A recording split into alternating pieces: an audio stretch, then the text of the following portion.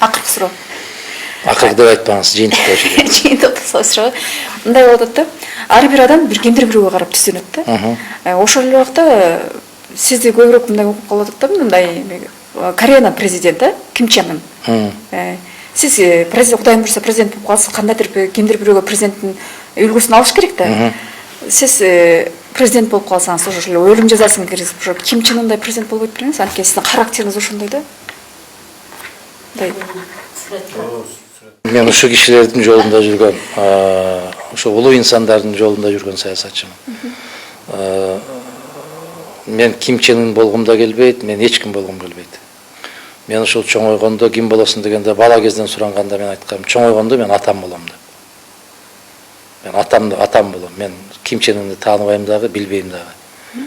Анткени сизди элдер айтат. Элдер айтат, айтса туура айтат. Өлүм жазасыны биз киргизишибиз керек. Туура.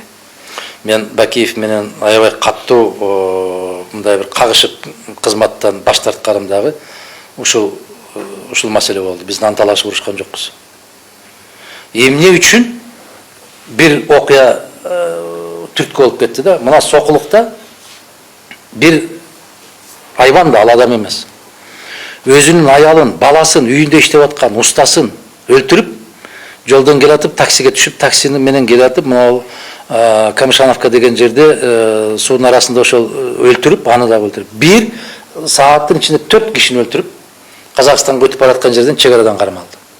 Мен Коопсуздук кеңешинин катчысы элем. Билесизби, жанагы болгон окуяны жазып келгенде, кишинин, адам жүрөгү бар кишинин көзүнөн жаш тегеренбей койбойт. Эмне үчүн ошого окшогон айбанды биз өмүр бою багышыбыз керек? Эмне үчүн ага кийим беришибиз керек? Тамагын беришибиз керек? Эмне үчүн? Же болбосо жанакы 3 жашар, 5 жашар кыздарды, балдарды зорлуктаган айбандарды эмне үчүн биз өмүр бою багышыбыз керек? Алардын баарынан жок.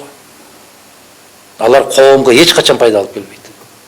Өзүнүн ненесин өлтүрүп кетип баратат, өзүнүн атасын өлтүрүп кетип баратат. Алар коомго жакшылык кылабы? Мына ушундай кылмыштарга биз коркпой эле киргизишибиз керек.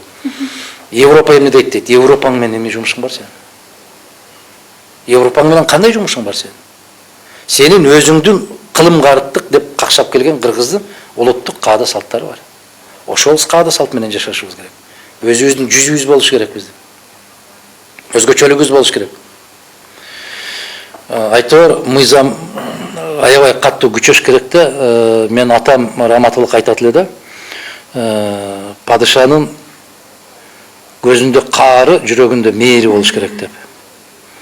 Анан айтат эле, каарын кол алдында иштегендерге чачыш керек дагы, жүрөктөгү мээрин карапайым калкка чачыш керек деп. А бизде тескери да. Мээри жанында жүрүп иштеп аткандарга чачылат да, каарын элге чачат. Ошон үчүн Мадумаровдон коркобуз дейт. Коркуш керек алар. Корккону туура.